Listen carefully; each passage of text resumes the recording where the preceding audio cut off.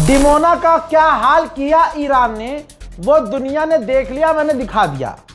अब आइए उसके आगे की बात करते हैं। ईरान ने डिमोना के हमले के ठीक बाद इजराइल का एक शहर है अराद, ARAD, अराद, वहां पर अपनी बैलिस्टिक मिसाइल दागी, जो मिनट से पहले, पलक झपकने से पहले धड़ाम धुड़ूम धड़िश करके अराद के इलाके में गिरी। तबाही क्या मची, कुछ फोटो पहले आप देखिए, और मैं जरा फुल स्क्रीन करके दिखा रहा हूं आपको, ताकि आप तबाही के मंजर को सुकून से देखें। ये इजराइल है हजरात, ये गाजा नहीं है। ये बात अलग है कि ईरान गाजा का बदला इजराइल से ले रहा है। इजराइल का टॉप सिक्योर्ड शहर अराद, जहां आज तक मिसाइल नहीं पहुंच रही थी, वहां पलक झपकने से पहले ईरान की मिसाइल पहुंच गई। और अराद के शहर में जब ये मिसाइल गिरी तो आप इन बिल्डिंगों की हालत देख सकते हैं, और आपको हैरत होगी कि ईरान की सिर्फ एक मिसाइल अराद में गिरी थी। अल्लाह अकबर, अल्लाह अकबर। एक मिसाइल फादरलैंड के लिए काफी है अंधभक्तों। इसीलिए कहते हैं किसी को बाप बनाओ तो देखकर बनाओ।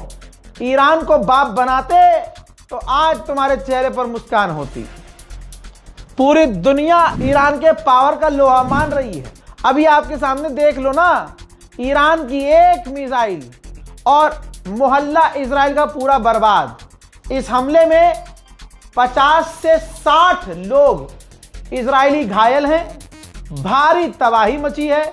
और आपको आगे की बात बताऊं, ईरान की एक बैलिस्टिक मिसाइल को रोकने के लिए इजराइल के डिफेंस सिस्टम पूरी तरह से फेल हो गए और मिसाइलें जाकर धपाधप गिरी हैं, जिससे तबाही खौफनाक मची है। आइए अब तबाही के कुछ ऐसे मंजर जो आपके लिए जरूरी हैं।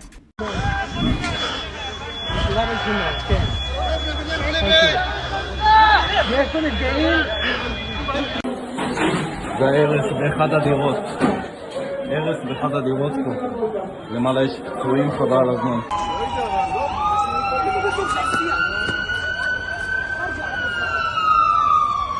بقاع يشرة بعراد، بقاع يشرة بعراد، بقاع يشرة بعراد.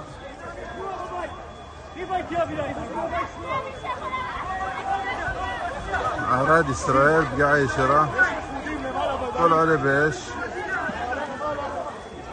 לאמבולנסים, דוב, אתה רוצה לתת לי את הילד? לעבור לך איתו? תן לי. שתעשה במכנסיים. בואו נתרחק מפה. חברים להתרחק, חברים להתרחק.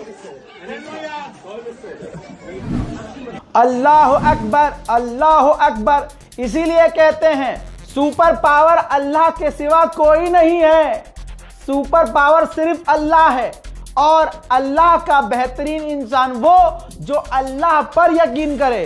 तो अब दुनिया फैसला कर ले कि यजीदी फौज की तरफ रहना है या अल्लाह की फौज की तरफ रहना है।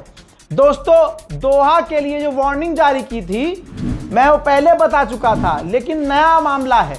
दोहा का जो ये मैप जारी किया है ईरान ने, जहां आसपास के सिविलियन को इस एरिया को खाली करने को कहा है। मामला यह है कि जो ये मैप है, यहां अल जजीरा का मीडिया ऑफिस है। अल जजीरा का यानी मीडिया जहां ऑफिस है, वो ही एरिया ईरान के निशाने पर है, और ईरान ने इसको खाली करने को कह दिया है। अब आइए थोड़ा सा और दिखा देता हूं कि ईरान ने इजराइल को कितनी ज्यादा ईदी दे दी है। बहुत ज्यादा, इतनी ज्यादा ईदी नहीं देनी चाहिए। ये देखिए, ये डिमोना की जगह है, इजराइल का डिमोना एरिया, जो सबसे ज्यादा इजराइल में सिक्योर है। जेरूशलम, तेल अवीव, इन तमाम जगहों से ज्यादा सिक्योर जगह है। इस डिमोना पर जब हमला ईरान ने किया तो ईरान की उस मिसाइल को भी रोकने की कोशिश की गई थी, लेकिन तबाही के मंजर आपके सामने चीख चीख के कह रहे हैं कि फादरलैंड छेद दिए गए हैं। मेरे दोस्तों, ये जो रात गुजरी है, जिसमें एक दिन पहले नेतन्याहू ने ईरानियों को चिढ़ाया था हैप्पी नौरोज बोलकर, ईरान ने असल में उसको सीरियस ले लिया और इजराइल के तमाम साथियों को ईदी दे दी। भाई कतर में जो हमला ईरान ने दोबारा से किया बीती रात, उसमें हिट हुआ हीलियम एरिया, जहां कतर हीलियम बनाता है और पूरी दुनिया को एक्सपोर्ट करता है। तो अब आप समझ लीजिए कि हीलियम क्यों चाहिए होता है, हीलियम की खासियत क्या होती है, आपके लिए हीलियम क्यों जरूरी है, आपका मुल्क हीलियम का क्या करता है, वो सब खुद सर्च करो। लेकिन पूरी दुनिया को जो हीलियम देता है कतर, वो अब सप्लाई टूट गई है और हीलियम कतर ने बनाना अब बंद कर दिया है। उधर बहरीन में भी अमेरिका के मिलिट्री बेस पर मिसाइलें हिट हुई हैं। भाई एक रात में ऐसे हमले हो रहे हैं पूरे मिडिल ईस्ट में कि ऐसा लग रहा है कि ईरान अकेला नहीं लड़ रहा है, 11-12 लोग लड़ रहे हैं उसकी तरफ से। कौन है वो 12 लोग? भाई दिमाग खुद लगा लो, समझदारी समझ पाएगा इस चीज को। हजरात, अब ऑफिशियल इस रिपोर्ट के अंदर, इस वीडियो के अंदर मैंने इतनी खबरें दे दी हैं कि पूरे दिन गोदी मीडिया हमारे ही खबरों से खबरें निकालकर आपको चीख के सुनाता रहेगा। ये रहा IRGC का एक बयान जो आपके दिमाग को हिला देगा। IRGC के ईरानियन ऑफिशियल ने कहा है कि हम सुपर पावर बन चुके हैं, अब हमें और किसी चीज की जरूरत नहीं है, अब हमें परमाणु बम की तरफ आगे बढ़ना चाहिए। रूस के विदेश मंत्री सर्गेई लावरोव ने कहा है कि अमेरिका इजराइल ने ईरान के जो न्यूक्लियर साइट पर खुद सबसे पहले जो हमला करके तबाही मचाई, इससे दुनिया खतरे में पड़ गई है, इलाका खतरे में पड़ चुका है। अमेरिका इजराइल को तुरंत हमले बंद करने होंगे। उधर मेरे दोस्त, उधर ईरान ने फिर से कहा है कि हमने हॉर्मुज स्ट्रेट बंद नहीं किया है, बस हमने उन लोगों को रोका है जो हमारे दुश्मन का साथ दे रहे हैं। ब्रिटेन के सबसे बड़े अखबार ने लिख दिया है कि ब्रिटेन अपनी नेवी ईरान के खिलाफ नहीं भेजेगा, क्योंकि ब्रिटेन को दिख रहा है कि सिचुएशन काफी खराब है और अगर ब्रिटेन जंग में कूदा तो ब्रिटेन की नेवी भी बर्बाद हो जाएगी। ईरान ने कहा था, गैंग्स ऑफ वसेपुर का डायलॉग याद होगा, इतना बम मारेंगे, इतना बम मारेंगे कि पूरा इलाका धुआं धुआं हो जाएगा। चाचा ने तो कहा था धुआं धुआं हो जाएगा, असल में धुआं धुआं कहते किसे हैं, ईरान ने याद दिला दिया। 39 gas field, energy facility, oil site, 39, ठीक है, 39 जगह पूरे गल्फ देशों में हिट हुई है, जिसकी वजह से पूरी दुनिया में बिजली, पानी, ईंधन, डीजल, पेट्रोल सब महंगा होने वाला है। अब जैसे ही अल जजीरा के ऑफिस को खाली करने को ईरान ने कहा, अब अल जजीरा ईरान के खिलाफ ऐसा कुछ चला ही नहीं रहा है।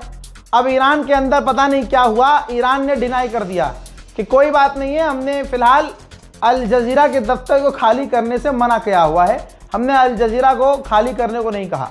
लेकिन दूसरे इलाके पर ईरान कंफर्म है कि वहां तो मारेंगे। दुनिया का सबसे बड़ा अखबार है रॉयटर्स, जरा देखिए उसने फ्रंट पर क्या छाप दिया है कि सिर्फ 3 हफ्तों के अंदर जंग इतनी बढ़ चुकी है, डोनाल्ड ट्रंप के हाथों से निकल चुकी है। फॉरेन पॉलिसी अमेरिकी मैगजीन ने छापा है कि एक वजह है जिस वजह से आज तक किसी अमेरिकी राष्ट्रपति ने ईरान पर हमला नहीं किया था।